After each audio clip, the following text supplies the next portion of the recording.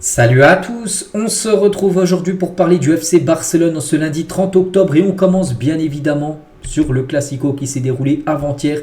Et le Barça, on le sait tous, ça a été une défaite 2-1 contre le Real Madrid. Donc moi je trouve que la défaite est quand même sévère. C'est vrai que pour moi le nul aurait été plus mérité, plus justifié. C'est vrai que la défaite fait quand même mal, parce que quand on voit la première mi-temps de qualité faite par le FC Barcelone avec un but en plus de Gundogan à la 6e minute de jeu, avec Fermin Lopez qui touche le poteau quelques minutes après, avec un penalty qui aurait pu être sifflé par Gin Manzano sur une faute de Tchouaméni sur Aroro, ça aurait pu faire pas mal de buts inscrits en première période. Et du coup à la fin du compte ça fait une défaite 2-1 parce que la deuxième mi-temps était beaucoup moins bonne, surtout que le Real Madrid a commencé à se réveiller, et surtout un joueur maintenant que tout le monde connaît bien sûr, Bellingham a été énorme et a inscrit un doublé, et du coup ça fait défaite 2-1 du Barça. Les statistiques de la partie c'est quasiment pareil, la possession 2% de plus pour le Barça, les tirs 2 tirs de plus pour le Barça mais seulement 3 tirs cadrés, il y a eu 12 frappes hors cadre. C'est là aussi où ça pêche, et qu'il faut un numéro 9. Lewandowski, on sait qu'il était blessé, il rentre en cours de jeu, il n'a rien montré, mais voilà, il y a eu quand même pas mal de tirs, 15 tirs pour seulement 3 tirs cadrés. C'est pas assez les gars, c'est pas assez. Voilà aussi pourquoi le Barça s'est incliné, parce qu'il n'y a pas eu assez de précision, d'efficacité tout simplement devant les cages adverses. Niveau classement, ça donne quoi? Donc le Barça a perdu une place parce que l'Atlético qui s'est imposé hier, le Barça est 4e avec 24 points. Bon après, au contact encore, parce que le Barça 24, Atlético 25, ils ont un match en retard l'Atlético, après 28-28, donc en gros même si l'Atlético gagnait son match en retard, donc le Barça serait toujours à la 4e position, mais les 3 premiers seraient avec 28 points, il y aurait seulement 4 points d'écart. On est seulement à la 11e journée, il y en a 38 de journée. Voilà, on est seulement un tiers du championnat, donc tout peut arriver, bien évidemment, mais c'est vrai que voilà, ça aurait été mieux de gagner ou faire match nul que perdre contre le Real Madrid. Les unes, sport frustrant, voilà, tout simplement avec Gundogan. En gros, c'est quasiment Gundogan qui fait les deux, un double poteau. C'est que le FC Barça a touché 2 fois les poteaux lors de cette rencontre. Donc, et cette série qui restait quand même le Barça qui restait sur 13 matchs d'affilée sans perdre, toute compétition confondue, c'est fini avec cette défaite. N'oubliez pas qu'à domicile, c'était que des victoires. Il n'y a pas eu nul. Il y a eu des nuls à l'extérieur, mais pas à domicile. À domicile, c'était carton plein, que des victoires. Et premier accro pour cette saison.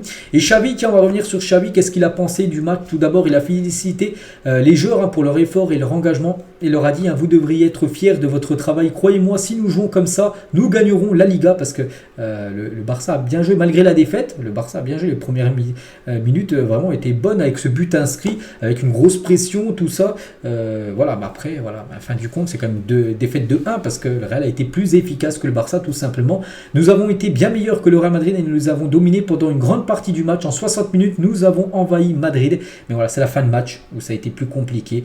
Et après, ça a donné espoir au Real, qui a su revenir et gagner la rencontre. Toujours avec Xavi, je pense que le Real Madrid, après le but, a continué de nous dominer. C'est facile, on a dominé l'essentiel du match et eux, durant 25 minutes, en gros, les 25 dernières minutes où ils ont marqué leurs 2 buts. Gavi est sensationnel, il a fait un top travail. Comme l'équipe, c'est l'âme de l'équipe. Et je l'ai déjà dit, c'est un gros match de la part de Gavi, on va en parler là, bien sûr. Nous devons penser à la Real Sociedad maintenant, le prochain match. Nous ne vivrons pas du passé. Ça sert à rien maintenant de penser à ce match, ce Classico perdu. Maintenant, il faut regarder les prochaines rencontres et bien sûr réagir contre la Real Sociedad, qui sera un gros morceau là dans quelques jours. Ça sera samedi soir. Nous devons être plus constants pour gagner des titres. C'est l'efficacité qui a fait la différence. Les 60 premières minutes ont été les nôtres et nous ne savions pas comment terminer le match. Fermin est un joueur de grande classe et grande qualité. Il peut être un joueur du Barça pendant de longues années. Beaucoup ont fait un bon match et on a perdu. C'est injuste d'avoir perdu, comme je l'ai dit. Au moins le nul aurait été plus logique après la défaite, et quand même très dur pour le Barça. Après voilà, c'est le football, c'est comme ça. De ma position, je pense que la victoire du Real Madrid est dure et ils ont été plus efficaces, j'estime, que dans le jeu. Notre équipe enfin pas en avant. Toujours avec Xavi dans le jeu, on a bien joué, on méritait mieux, mais c'est le football. Si tu ne punis pas, tu le paies, surtout face au Real Madrid. Les dernières minutes, on a manqué de continuité, c'était des allers-retours, c'est des détails qu'on doit améliorer tout simplement pour le futur. Jude Bellingham est un grand joueur, on a réussi à l'annuler, à ne pas le voir en première période. On avait parlé qu'il pouvait attaquer l'espace pour marquer, et il a marqué comme ça, c'est notre faute, voilà, d'avoir mal défendu sur Jude Bellingham. Perdre ici contre le Real Madrid est frustrant, mais on doit continuer c'est le chemin à suivre d'être bon dans le jeu. Hein.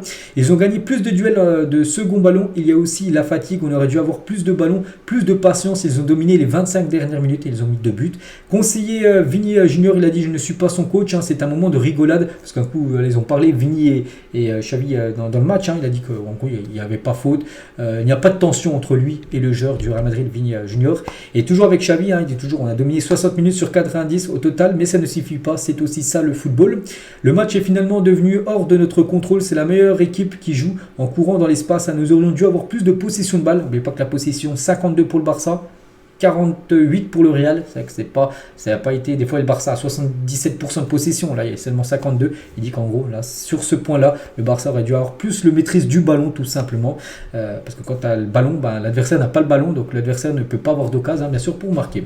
Et je pense que la différence entre la première période et la seconde mi-temps, c'est à partir de l'heure de jeu. En face, tu as une grande équipe, tu as de la fatigue. Hein, ce qu'on avait prévu, c'est déroulé au début du match. La clé a été le manque d'efficacité. Ce que j'ai dit tout à l'heure, avec 15 tirs, 3 tirs cadrés, c'est que tu as fait 12 frappes hors cadre, c'est que voilà, c'est le manque d'efficacité. Il faut avoir un gars qui finit les actions tout simplement devant. Et dernière déclaration de Xavi: on perd car on n'est pas efficace, on a besoin de 6 occasions pour marquer un but. Hein. Le Real Madrid en met 2 en 2 tirs quasiment, c'est pas acceptable, bien sûr.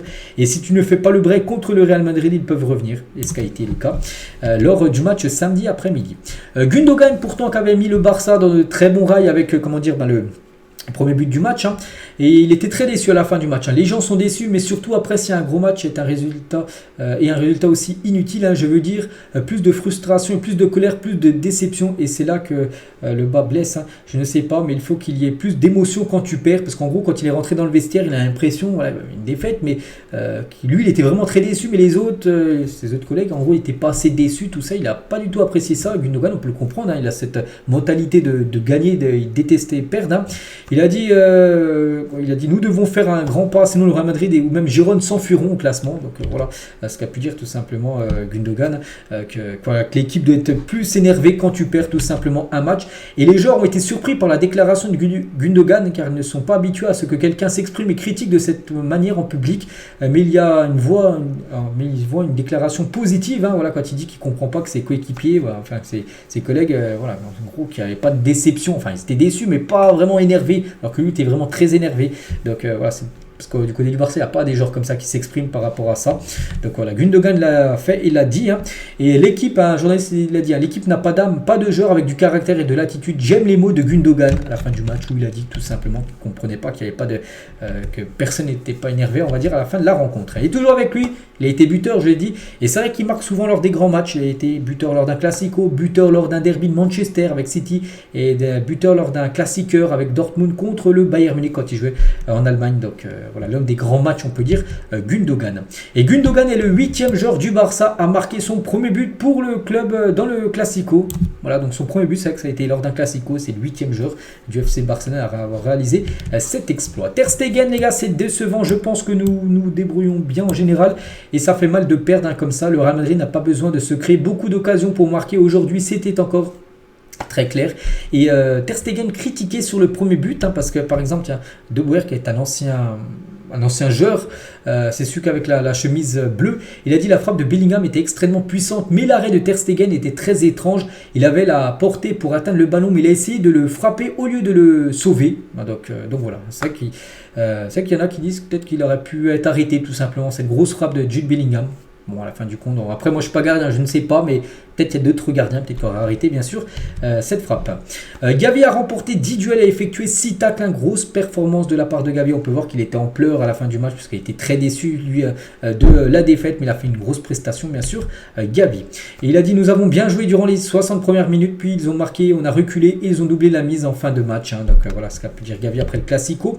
Le Barça a touché comme 2 fois le poteau, c'est qu'il y a eu le manque d'efficacité, mais aussi le manque de chance, hein, parce que quand tu touches, ça peut faire des poteaux rentrants. Le problème, c'est que ça fait des poteaux sortants. On pense celui de Fermín López sur une belle récupération de Gavi qui a mis l'impression sur Toni Kroos. C'est Fermín López qui tire, puis ça touche le poteau, j'ai dit, sortant. Un penalty aurait pu être sifflé, bien évidemment, sur Araujo, parce que là, il y a nettement clairement faute. Il y a clairement penalty. On ne comprend pas pourquoi l'arbitre ni la VAR n'est pas intervenu pour dire qu'il y avait penalty. Aroro, il dit Tchouaméni m'a poussé. C'était un penalty. L'arbitre aurait dû vérifier la VAR. Au moins, cela aurait signifié le 2-0 pour nous s'il y aurait eu but là sur penalty. Ce qui aurait complètement changé le match. À 2-0, on ne sait pas si ça aurait été la même fin de match. Pas sûr. Donc voilà. Bon, après, si tu regardes sur l'ensemble du match, parce qu'il faut être réglo les gars. Pour moi il y a également penalty pour le Real Madrid sur cette action là. C'est-à-dire qu'il y avait penalty normalement, un sifflé qui n'a pas été sifflé par l'arbitre parce que là il y a clairement faute d'Araujo sur Camavinga, mais il y avait également penalty voilà, sur cette action là. Donc on va dire voilà, c'est neutre. Ça remet à 0 on va dire par rapport aux actions qui auraient pu être sifflées en termes de penalty. Et Araujo il a dit c'est notre première défaite de la saison et c'est très long. La saison dernière nous avons également perdu le premier Classico qui avait été joué au Real Madrid et nous avons fini par gagner le championnat. Donc c'est pour ça, c'est pas que tu perds un Classico que c'est fini, le championnat est fini. On est seulement au mois de, enfin on va être au mois de novembre, la fin de saison les gars c'est au mois de mai. Donc c'est pas maintenant et tout peut arriver. Inigo Martinez, nous méritions mieux, c'est dommage que nous n'ayons pas pu prendre les 3 points à domicile. Aujourd'hui, c'est la voie que nous devons suivre. Il y a encore un long chemin à parcourir. Nous sommes toujours aussi forts. Merci pour le soutien. En parlant bien sûr des supporters, Lewandowski, c'est une victoire non méritée pour le Real. Ils ont pris les 3 points, mais ils ne le méritaient pas.